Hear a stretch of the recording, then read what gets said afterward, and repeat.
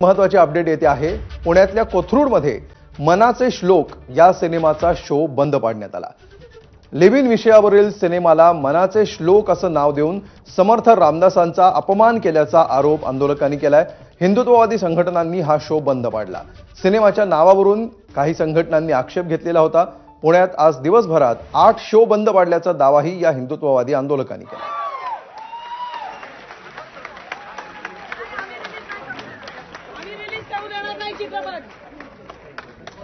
जय जय रघुवीर समर्थ, जय रघुवीर समर्थ, जय श्री राम, जय श्री राम, जय जय श्री राम, जय जय श्री